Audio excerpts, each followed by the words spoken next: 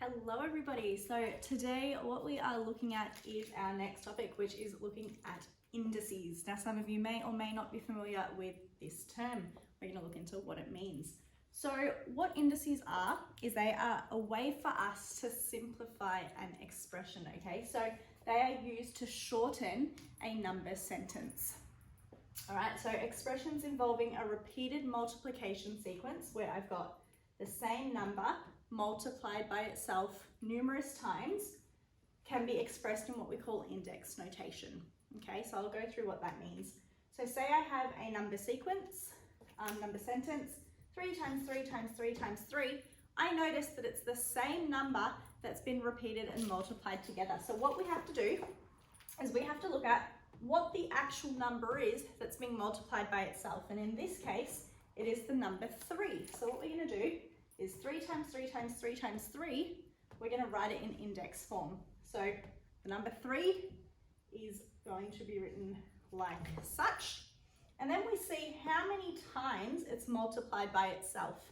So it's multiplied here by itself 1, 2, 3, 4 times, which means it's going to be 3 to the power of 4.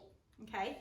And this little number up here and this big number over here, we have special names for them. So the big number, okay, I'm going to represent it in letters over here. This big number is what we call the base. B-A-S-E. All right, and then we have our power or our index, which is our little number. So we call that the power. We can also call it the index, which are words that you're probably familiar with, but we can also call it the exponent. Okay, all of these words mean the same thing. So in this case, the number 3 is our base, and the number 4 is our power, our index, or our exponent. We can use any of those 3 words to describe that. We'll just go through a couple of examples now together. All right, so over here, I've got 2 to the power of 6.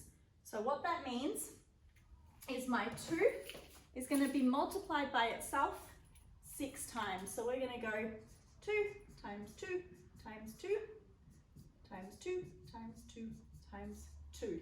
So this is our index notation and this is our expanded form. Okay, so sometimes you might be asked to convert index notation into expanded form, whereas sometimes you might be asked to convert expanded form into index notation. Another example here, a number that we are multiplying by itself is 4. So we're going to do 4 times by itself 3 times. 4 times 4 times 4. And that is my answer. Okay, this one over here is similar to what we did over here.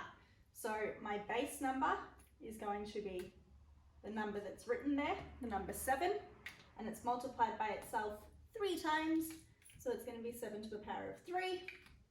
Okay, and then this one is similar. So our base number is the number that we've got written, which is 6, and that is multiplied 1, 2, 3, 4, 5 times. That is 6 to the power of 5.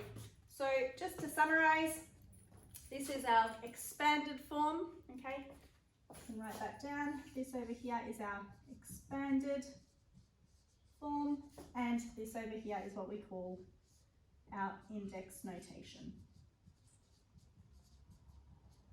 Hopefully that gives you a little bit of an introduction into what indices are, and there are now rules that we have to combine indices together, which we're going to be looking at in the next video. But for now, what are indices converting between expanded and index notation? Please give this video a thumbs up if that made sense. Comment below if you have any questions, and please remember to subscribe. Thank you. Bye.